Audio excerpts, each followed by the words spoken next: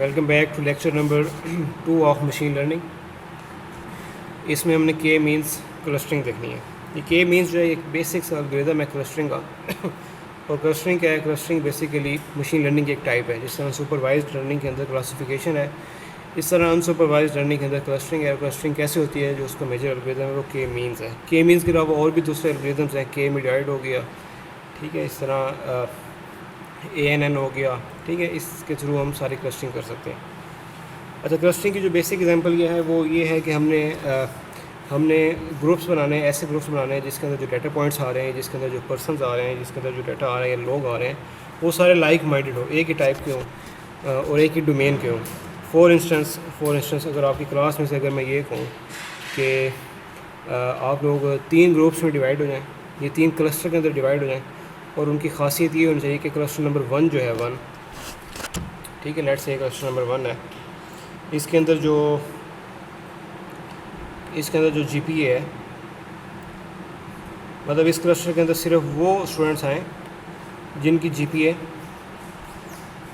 Greater than 3.5 है, ठीक है। और सेकंड क्लस्टर के अंदर वो स्टूडेंट्स आएँ जिनकी GPA जो है बिटवीन 2.5 एंड 3.5, 2.5 और 3.5 के दरमियान होनी चाहिए, ठीक है। और जो थर्ड क्लस्टर अगर बनेगा तो मैं उसको कहूँगा कि इस ग्रुप के अंदर, इस क्लस्टर के अंदर वो स्टूडेंट्स हैं जिनकी GPA जो है वो है लेस दैन 2.5 है। बाद में गेट कर रहे हैं, मतलब इन 3 ग्रुप्स के अंदर, 3 क्लस्टर्स के अंदर ऐसे स्टूडेंट्स आएंगे जिनकी इसके अंदर वो ग्रुप नंबर 1 के अंदर करिए, क्लस्टर नंबर 1 के अंदर C1 के अंदर वो चीज़ आएगी जिसके जो GPA है वो 3.5 से ऊपर है। ये सारे डाटा पॉइंट्स हैं, ये सारे स्टूडेंट्स हैं। और इस ग्रुप के अंदर वो स्टूडेंट्स आएंगे जिनकी GPA 2.5 और 3.5 के दरमियान में। और ये जो थर्ड ग्रुप है, ये थर्ड क्लस्टर है, इसके अंदर मैं कहूँगा कि वो स्टूडेंट्स हैं जिनकी GPA 2.5 से कम है, ठीक है। तो ये चीज़ जो है, ये इन चीज़ों के ऊपर हमने क्लस्टरिंग की है। और क्लस्टरिंग जो है वो हमने आपकी क्लास के अंदर वो 3 क्लस्टर के अंदर डिवाइड कर दिए। This is basic example of, ये बेसिक अंडरस्टैंडिंग ऑफ क्लस्टरिंग। अच्छा, क्लस्टरिंग और क्लासिफिकेशन के अंदर फ़र्क क्या है? क्लासिफिकेशन जो है वो सुपरवाइज्ड लर्निंग है, यानी उसको किसी न किसी सुपरवाइज़र की ज़रूरत होती है। जिस तरह फाइनल ईयर प्रोजेक्ट में या थीसिस में किसी सुपरवाइज़र की ज़रूरत होती है, इसी तरह क्लासिफिकेशन के अंदर भी सुपरवाइज़र की ज़रूरत होती है, यानी जो डाटा को सुपरवाइज़ करता है, जो डाटा की ट्रेनिंग करवाता है, ठीक है। और उसके बाद यानी कि उसको क्लासिफिकेशन कहते हैं। अच्छा, क्लस्टरिंग जो है ये अनसुपरवाइज्ड लर्निंग है, ठीक है। इसके अंदर किसी सुपरवाइज़र की ज़रूरत नहीं होती। यहाँ पे सिर्फ डाटा पॉइंट्स जो है वो डिवाइड हो रहे हैं, किस बेस पे? On the basis of distinct features.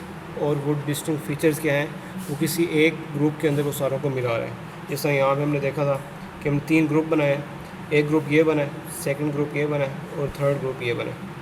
Features कौन से थे हमारे पास? GPA का फ़ीचर था। इस ग्रुप के अंदर फ़ीचर 2.5 से कम होने चाहिए, और इस ग्रुप के अंदर जो फ़ीचर है वो 2.5 और 3.5 के दरमियान होनी चाहिए, और ये जो इस ग्रुप का जो फ़ीचर है वो 3.5 से ग्रेटर होनी चाहिए। ये हमने 3 ग्रुप बना लिए। अच्छा, आज हमने देखना के मीन्स एल्गोरिथम, ठीक है। के मीन्स एल्गोरिथम सबसे बेसिक और सबसे पहला एल्गोरिथम है जो क्लस्टरिंग करता है।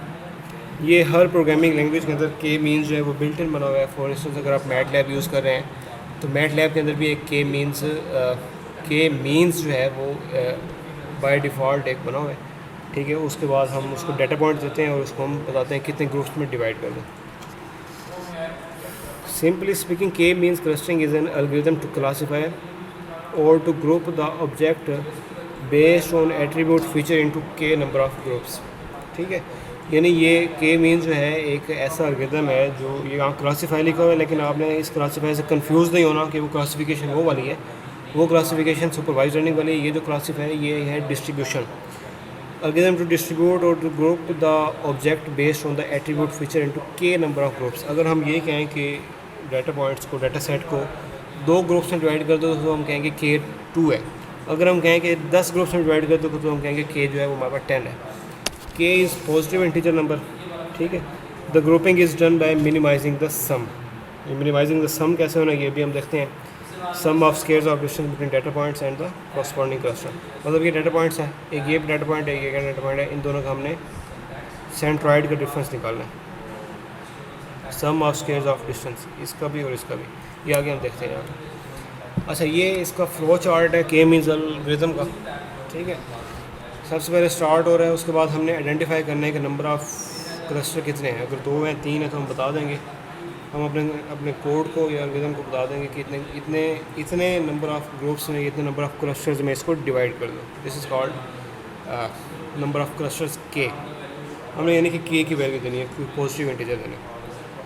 अच्छा, उसके बाद सेंट्रॉइड फाइंड करने हैं, कोई भी रैंडम सेंट्रॉइड फाइंड करने हैं। फॉर इंस्टेंस अगर हम कहते हैं कि 3 क्लस्टर के अंदर डिवाइड कर दो, तो हम कहेंगे कि यार इस डाटा पॉइंट के अंदर जो है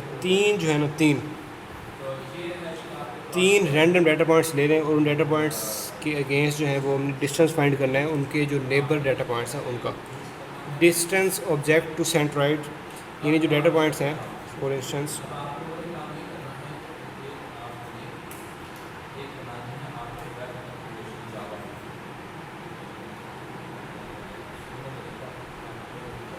ये डाटा पॉइंट्स हैं, ये डाटा पॉइंट्स हैं रैंडम पड़े हैं।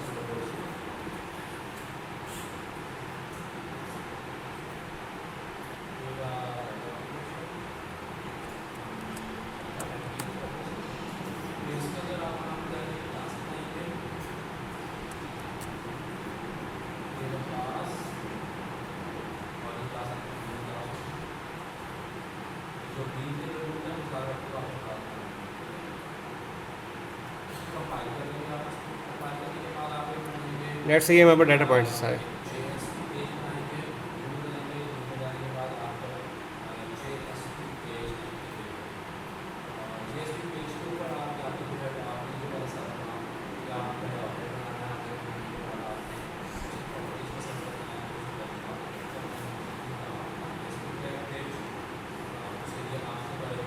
अगर मैं ये कहूँ कि इन डाटा पॉइंट्स को आपने डिवाइड करना 3 ग्रुप्स के अंदर, तो मशीन क्या करेगी कि नंबर ऑफ सेंट्रॉइड जो है वो रैंडम ले लेगी। यानी लेट्स से इसको ले लिया, इसको ले लिया, इसको ले लिया। अब यहाँ से दिखने में जो नज़र आ रहा है, यहाँ पे तीन क्लस्टर बन रहे हैं। ये बन रहा है जो बहुत क्लोजली रिलेटेड है, एक ये बन रहा है, ठीक है, और एक ये बन रहा है, ठीक है। और कुछ ऐसे भी होंगे जो आउटलायर्स होंगे, जो किसी ना किसी ग्रुप के अंदर नहीं आ रहे होंगे। यहाँ पे 2 देखें, एक ये आउटलायर है और एक ये आउटलायर है, ठीक है। अच्छा, जो हमने सेंट्रॉइड फाइंड किए थे उनका डिस्टेंस जो है हर एक पॉइंट से मैच होना है। अगर वो करीब है तो वो उसी सेंट्रॉइड के अंदर आ जाएगा, अगर वो दूर है, लेट्स से अगर ये है, तो उसका सेंट्रॉइड कोई और बनेगा, उसका सेंट्रॉइड यहाँ पे कहीं बनेगा, ठीक है। डिस्टेंस ऑब्जेक्ट टू सेंट्रॉइड, यानी हर एक पॉइंट का डिस्टेंस फाइंड करना है सेंट्रॉइड तक। Grouping based on minimum distance. अच्छा, ग्रुपिंग कैसे करनी है? मिनिमम डिस्टेंस की बेस पे करनी है, ठीक है। No object move group.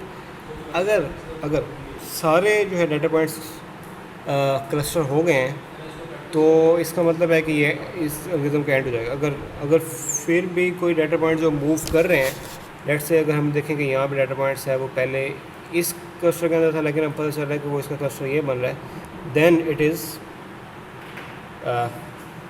तब उसका सेंट्रॉइड चेंज होगा, वो नया उसकी एग्जीक्यूशन शुरू होगी। ये उस वक्त तक शुरू होगी जब तक ये ग्रुप सारे कंप्लीट नहीं हो जाते। जब कंप्लीट हो जाएंगे तभी इसका एल्गोरिथम एंड हो जाएगा। तो ये इसका ये किसी एल्गोरिथम के स्टेप्स हैं। ये देखें, स्टेप नंबर 1 क्या है? Begin with the decision on the value of K क्या है? नंबर ऑफ क्लस्टर्स हैं। स्टेप 2 क्या है? Put any initial partition that distribute the data into K cluster. You may assign the training samples randomly or systematically. Step 3 क्या है? Take each sample in sequence and compute its distance from the centroid. हर एक sample का जो है वो distance find करना है सेंट्रॉइड से। अगर उसका सेंट्रॉइड जो वही बन रहा है या उसके करीब बन रहा है, यानी मीन लेना है। मीन क्या होता है? एवरेज होता है, ठीक है। अगर तो उसका करीब बन रहा है तो वो उसका सेंट्रॉइड वही ग्रुप होगा। अगर तो ज़्यादा फार डिस्टेंस है तो उसका सेंट्रॉइड जो है डेफिनेटली सेकंड ग्रुप बनेगा। स्टेप नंबर 4 क्या है? Repeat step 3। ये स्टेप उस वक्त तक करना है जब तक सारी कन्वर्जेंस नहीं हो जाती। मतलब ये देख रहे हैं, ये जब तक सारी कन्वर्जेंस नहीं हुई थी तब तक हमने ये स्टेप किए थे। स्टेप नंबर 3 किया था। अच्छा, ये इसकी एक एग्जांपल है। लेट्स से हमारे पास एक सेट है। सेट के अंदर हमारे पास ये डाटा पॉइंट्स हैं 2, 3, 4, 10, 11, 12, 20, 25, 30। हम ये कह रहे हैं कि ये जो डाटा पॉइंट्स हैं, इन डाटा पॉइंट्स को जो है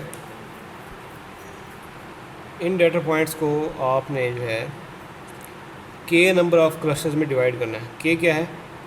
K2 है, कितने नंबर ऑफ क्लस्टर्स, यानी 2 क्लस्टर में डिवाइड करना है। अब यहाँ पे सपोजिशन ले रहा है कि वो कह रहा है कि M1 जो है वो 4 है, यानी एक ग्रुप का सेंट्राइड वो कह रहा है कि चलो हम ले लेते हैं 4, और सेकंड ग्रुप का जो सेंट्राइड है वो हम ले लेते हैं 12।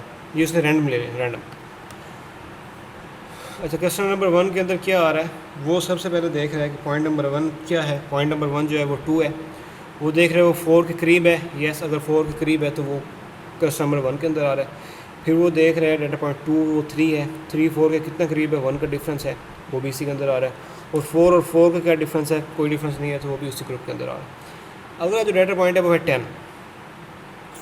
अब 10 का जो सेंट्राइड है वो क्या 4 बनेगा यानी M1 बनेगा, या वो 12 बनेगा यानी M2 बनेगा। ये हमने डिस्टेंस फाइंड करना है। कैसे फाइंड करना है, सेंट्राइड से। ये जो डेटा पॉइंट है इसका हमने डिस्टेंस फाइंड करना है सेंट्राइड से। 10 और 4 का क्या डिफरेंस है, 6 का डिफरेंस है, 6 का डिफरेंस है। ठीक है, मतलब यहाँ पे क्या है, यहाँ पे डिस्टेंस जो है वो 6 का बन रहा है, और 10 और 12 का क्या डिफरेंस है, वो 2 का बन रहा है। तो 6 बड़ा हुआ या 2 बड़ा हुआ, 6 बड़ा हुआ, तो हमने जो मिनिमम डिस्टेंस है वो लेना है। ठीक है, तो जो 12 जो है 12 सॉरी जो 10 है 10, वो क्लस्टर नंबर 2 के अंदर आ जाएगा। देखें क्लस्टर नंबर 2 के अंदर आ गया। इस तरह जो 11 है इसका डिस्टेंस 1 है क्लस्टर नंबर 2 से, वो यहाँ पे आ गया। ठीक है, और इस तरह जो 12 है 12 उसका डिस्टेंस 0 है, वो भी यहाँ पे आ गया। और जो 20 है उसका डिस्टेंस 8 आ रहा है, 8 आ रहा है ना। और यहाँ पे कितना डिस्टेंस आ रहा है 4 के साथ, 16 का। तो जो मिनिमम डिस्टेंस होगा वो हमने उसी क्लस्टर के सेंट्रॉइड के अंदर रखना है। इसका सेंट्रॉइड था 12, तो हमने इस ग्रुप के अंदर रखना है। ठीक है, तो 12 या 20 के बाद जो भी नंबर होगा वो डेफिनेटली 4 से तो बहुत बड़ा होगा, लेकिन 12 के करीब करीब होगा, तो वो सारे जो है वो इसी क्लस्टर के अंदर आ जाएंगे, 25 के और 30 भी। ठीक है, बात में गेट कर रहे हैं। अच्छा, नेक्स्ट स्टेप जो है, नेक्स्ट स्टेप हमने हम सेंट्रॉइड फाइंड करना है by having finding the mean या एवरेज। अभी हमने इन तीनों डाटा पॉइंट्स का एवरेज लेना 2 3 4। एवरेज की क्या डेफिनेशन है कि जो भी डाटा पॉइंट्स हैं, जो भी नंबर हैं, उन तीनों को ऐड करना है। ऐड करने के बाद जितना नंबर ऑफ डाटा पॉइंट्स उस पर डिवाइड कर देना है। अब 2 3 और 4 को ऐड करें, डिवाइड करें 3 के ऊपर, क्या आंसर आ रहा है 3। अब हमारा जो नया सेंट्रॉइड है वो 4 नहीं है, वो 3 है। ठीक है, अब 3 का डिस्टेंस फाइंड करें 2 के साथ। यस, 2 आ रहा है। 3 के साथ कितना आ रहा है, 4 के साथ कितना आ रहा है, और 10 के साथ आ रहा है। अच्छा, सेकंड जो डाटा पॉइंट है वो है 10 11 12 20 25 30। इसका जब हमने मीन फाइंड किया सारा, तो इसका जो सेंट्रॉइड बन रहा है वो 18 बन रहा है। 18 बन गया। यहाँ पे जो सेंट्रॉइड है वो है 3। अब 10 का डिस्टेंस आपने फाइंड करना है, 3 के साथ करीब है या 18 के साथ करीब है। 3 के साथ करीब है, क्योंकि 10 और 3 का डिफरेंस जो है वो 7 आ रहा है। 10 और 18 का डिफरेंस जो है वो 8 आ रहा है। तो जो मिनिमम डिस्टेंस है वो यहाँ पे आ जाएगा। सो इस दैट्स वाई 2 3 4 और 10 जो है वो क्लस्टर नंबर 1 के अंदर आ गए। और जो सेकंड क्लस्टर है 18 वाला, ये जो है 11 का डिस्टेंस देखें, 11 का 7 डिफरेंस है। 12 के साथ देखें 18 के साथ 6 का डिफरेंस है। और यहाँ 3 के साथ बहुत ज़्यादा डिफरेंस बन रहा है। इस तरह 20 हो गया, 25 हो गया, और 30, ये सारे क्लस्टर नंबर 2 के अंदर आ रहे हैं। अब यहाँ पे एक क्लस्टर हमारे पास बन गया, लेकिन अभी कन्वर्जेंस नहीं हुई। अभी भी चांस है कि कन्वर्जेंस जो है वो स्टिल एग्जिस्ट करती है। तो हमने दोबारा न्यू सेंट्रॉइड फाइंड करने के लिए दोबारा से इनका एवरेज लेना है। एवरेज का क्या फार्मूला है, सारे डाटा पॉइंट्स को ऐड करना, नंबर्स को ऐड करना है और उनको डिवाइड कर देना। कितने नंबर ऑफ डाटा पॉइंट्स हैं, 4 हैं। 2 3 4 10 / 4। तो इसका जो डाटा पॉइंट नया जो सेंट्रॉइड बन रहा है वो 4.75 या 5 बन रहा है। अब जो डाटा पॉइंट है वो हमारे पास 5 है, यानी जो सेंट्रॉइड है वो 5 है। ठीक है, तो हमें डिफरेंस फाइंड करना है 2 का भी 5 के साथ, 3 का भी 5 के साथ, 4 का भी 5 के साथ, 10 का भी, 11 का भी, 12 का भी। और यहाँ पे जो नया डाटा पॉइंट बन रहा है, जो सेंट्रॉइड बन रहा है वो 20 बन रहा है। इन सब को एवरेज करने के बाद, एवरेज फाइंड करने के बाद 20 आ रहा है। तो क्वेश्चन नंबर 2 के अंदर जो है वो डाटा पॉइंट्स जो है वो 20 25 30 बन रहे हैं। अब अगेन यहाँ पे दोबारा कन्वर्जेंस देखनी है। कन्वर्जेंस देखने के बाद आपने फाइंड करना है कि क्या ये वही सेंट्रॉइड है, ठीक है, या क्या ये वही डाटा पॉइंट्स हैं जो क्वेश्चन नंबर 1 के अंदर हैं। तो आपने देखना है येस 2 3 4 10 11 12, 2 3 4 10 11 12 और 20 25 30 ये क्वेश्चन नंबर 2 के अंदर आ रहे हैं। यहाँ पे आल दो के डाटा पॉइंट सेंट्रॉइड्स चेंज हो गया है, पहले 5 था अब 7 है। यहाँ पे 20 था, 25 है, लेकिन क्लस्टरिंग के अंदर जो डाटा पॉइंट्स है वो सेम रहे हैं, ठीक है। तो यहाँ पे हमारे पास कन्वर्जेंस ख़त्म हो जाएगी, यानी स्टेप नंबर 3 ख़त्म हो जाएगा। स्टेप नंबर 3 तब तक करना जब तक कन्वर्जेंस अचीव नहीं हो जाती, that is until a pass through the training sample cause no new assignment, ठीक है। ये एग्जांपल क्लियर होगी सबको। अभी न्यू एग्जांपल है, simple example showing the implementation of K means algorithm using K2। अब यहाँ पे भी डाटा पॉइंट्स को वो कंसीडर कर रहा है, ठीक है। अब देख रहा है कि पहले वो कोई भी रैंडम नंबर लेगा और उनको परसेंट राइट फाइंड करेगा, ठीक है। और यहाँ पे जो डाटा पॉइंट बन रहे हैं 1 2 3 4 5 6 7, 1 2 3 4 5 6 7, there is no change in the cluster, thus the algorithm comes to halt here and the final result consist of 2 clusters. ये देखें, ये 2 क्लस्टर बन गए, एक क्लस्टर ये और बाकी सारे पॉइंट्स ये। अच्छा, इसका इस एल्गोरिथम के अंदर वीकनेस भी है। ये जो के मीन्स एल्गोरिथम है ना,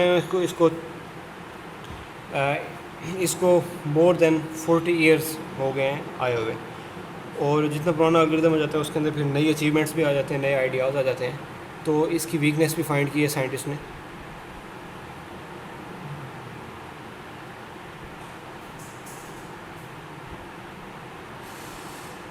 ठीक है,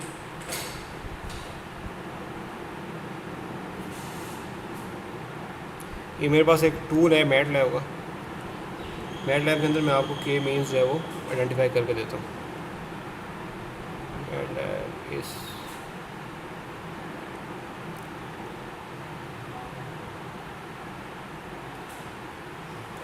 ये मैटलैब के अंदर जो है मैं आपको के मीन्स एल्गोरिथम इम्प्लीमेंट करके देता हूँ, ठीक है। इसी के ऊपर ही कर लेंगे, ये जो आपको मैंने डाटा पॉइंट्स दिए थे ये वाला, इस एग्जांपल के ऊपर कर लेंगे, इस एग्जांपल के ऊपर, और हमें पता चल जाएगा कि क्या ये सही काम कर भी रहा है कि नहीं कर रहा। उसकी बैकएंड में सारी जो मैथमेटिक्स है, जो एल्गोरिथम है, वो वही है जो हमने यहाँ पे किया है, और जो उसका जो रन टाइम पे जो एग्जीक्यूशन है वो मैं आपको मैटलैब के अंदर शो करवा दूँगा। अच्छा, इसके यहाँ पे देखें जी वीकनेस क्या है, ठीक है। मैटलैब अभी इट्स हैवी सॉफ्टवेयर, वो रन होते थे तो 2 मिनट लगेंगे।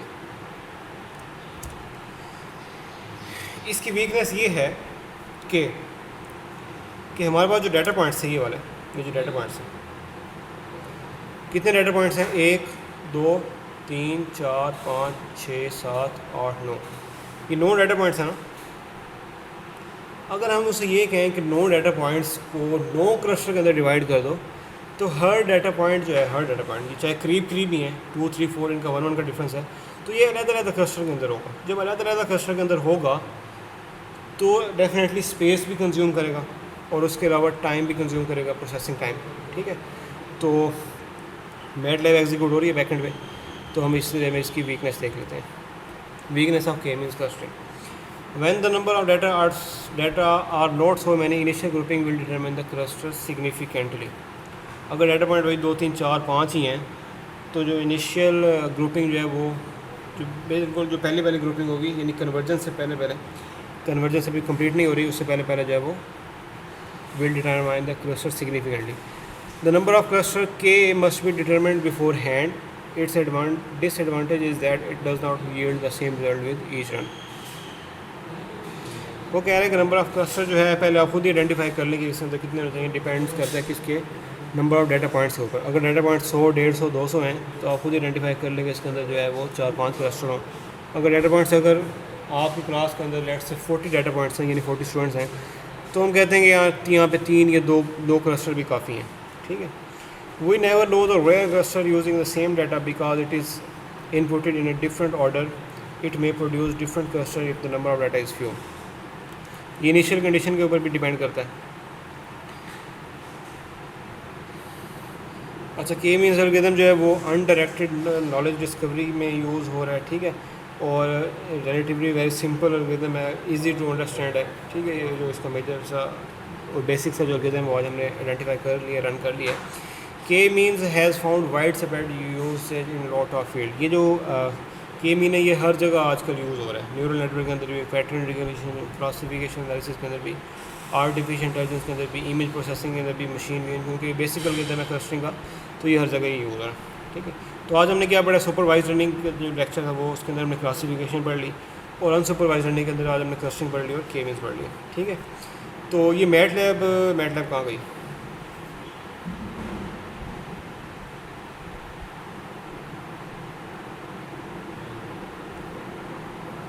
ये मैटलैब आ गई है। मैटलैब के अंदर जो है ये जो डाटा पॉइंट्स हैं, कौन से डाटा पॉइंट्स, इसी के ऊपर हम क्लस्टर करके देखते हैं। ऐसे ये जो डाटा पॉइंट्स हैं ना, ये वाले,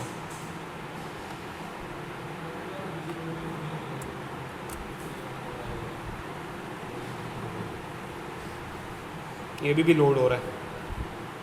ये बड़ा हैवी सॉफ्टवेयर 32 GB लेता होता है ये हार्ड के अंदर, इसकी स्टोरेज, और इसकी जो है ये जिसकी इसके लिए रैम भी कम से कम 8 GB की होनी चाहिए। अब जाके ये लोड हुआ है। ठीक है, ये क्या है, इसकी कमांड विंडो है, ये इसकी वर्क स्पेस है। वर्क स्पेस के अंदर जो वेरिएबल्स हम यहाँ पे यूज़ करेंगे, लेट्स से यहाँ पे वेरिएबल मैं यूज़ कर रहा हूँ ए इज़ इक्वल टू 10, एक वेरिएबल मैंने यूज़ किया है। अब ये ए जो वेरिएबल है यहाँ पे आ जाएगा।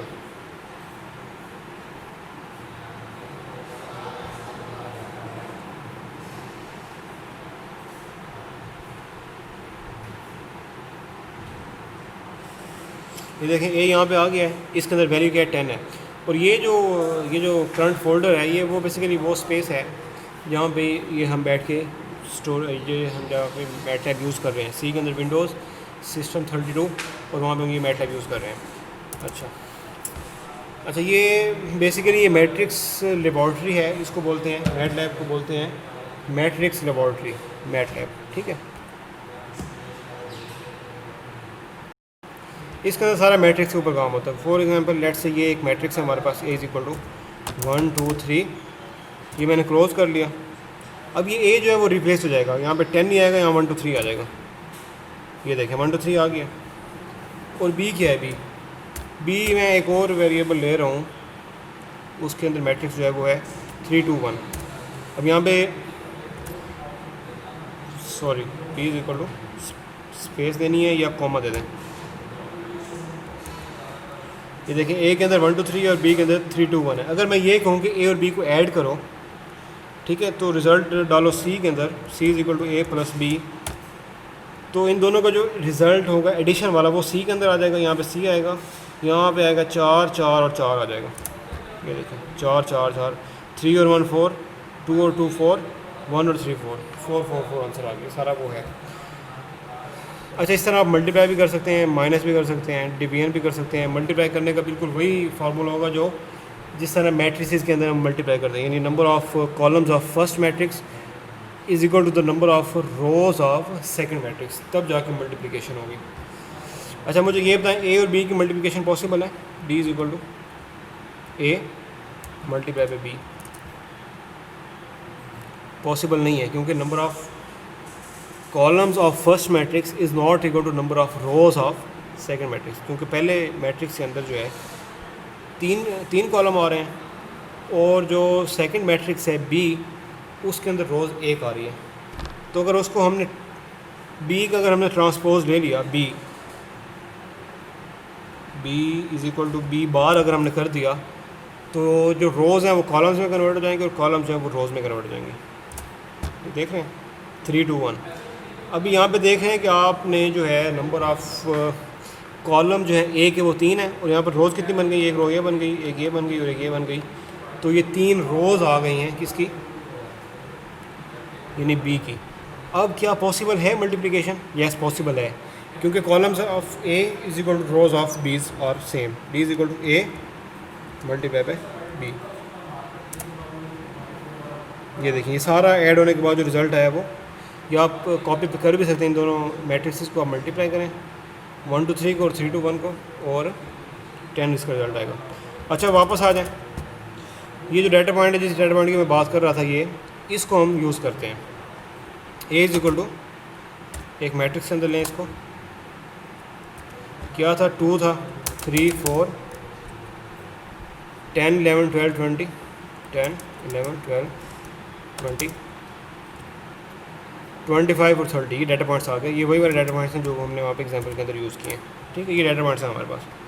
ये कहाँ पे आ गए? ए के अंदर आ गए। और पता कहाँ से चल रहा है? ये चल रहा है ए। ठीक हो गया। अब करना ये है कि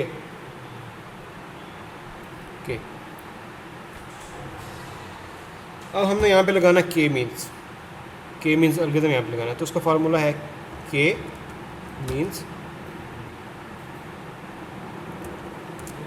bracket data set A comma how many number of clusters do you want. अगर मैं कहूँ कि यार मुझे 3 क्लस्टर चाहिए तो यहाँ पे 3 लिखेंगे, क्लोज करेंगे, यहाँ पे 3 ग्रुप हमारे पास बन जाएंगे। X must have more rows than the number of clusters.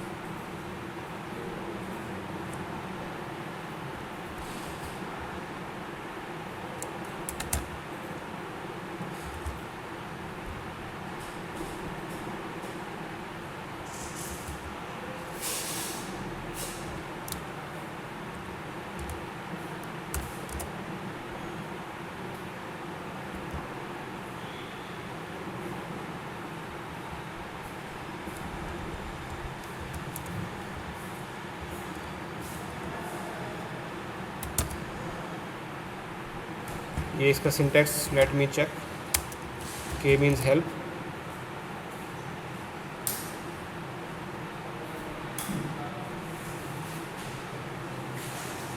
Help K means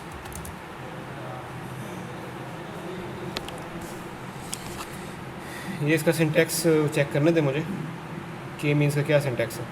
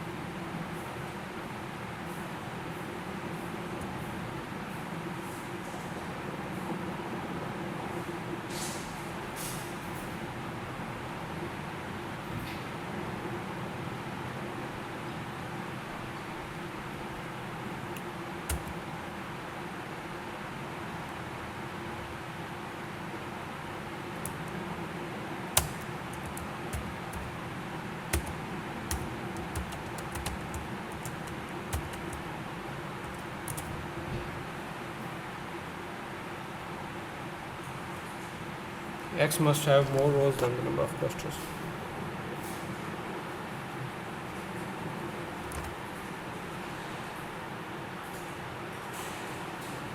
Okay. I got it.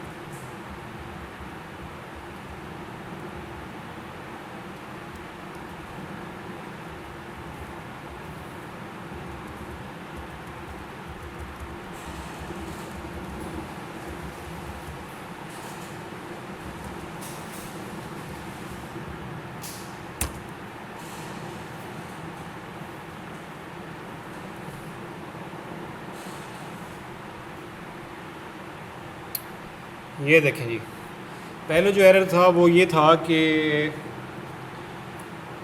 Data records जो है वो हर एक डाटा पॉइंट जो है वो हर एक रो के अंदर है, लेकिन हम एक कॉलम के अंदर दे रहे थे। फिर मैंने क्या किया, उसको हमने रो के अंदर चेंज किया। ये देखें, ये रो के अंदर 2, 3, 4, 10, 11, 12, 20, यानी हर एक रो पर वो फाइंड कर रहा है ऑपरेशन। अच्छा, अब जब उसने सेंट्रॉइड फाइंड कर लिए तो उसने कहा जी कि उसने 2 क्लस्टर यहाँ पे बनाए हैं, ये क्लस्टर नंबर 2 और एक क्लस्टर नंबर 1। क्लस्टर नंबर 2 का सेंट्रॉइड क्या है? क्लस्टर नंबर 2 का सेंट्रॉइड है 25 और क्लस्टर नंबर 1 का सेंट्रॉइड क्या है? वो है 7। ठीक है, यहाँ पे देखें क्लस्टर नंबर 2 का सेंट्रॉइड क्या था? 25 और क्लस्टर नंबर 1 का सेंट्रॉइड क्या है? 7। ठीक है, अच्छा क्लस्टर नंबर 2 के अंदर जो है वो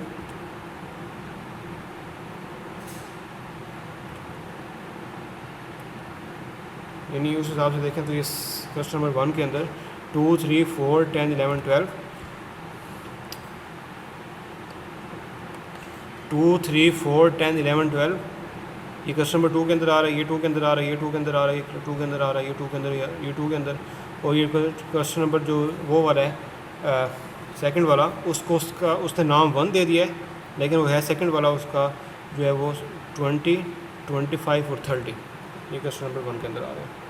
तो इस तरह ये हमने के मीन्स इम्प्लीमेंट किया है मैटलैब के अंदर। तो मैटलैब भी एक बड़ा मेजर टूल है, मेजर टूल है। यहाँ पे बड़ी एग्जीक्यूशन होती हैं, यहाँ पे डाटा एनालिसिस होता है, सिमुलिंग होती है, यहाँ पे मशीन लर्निंग टूल्स इम्प्लीमेंट होते हैं।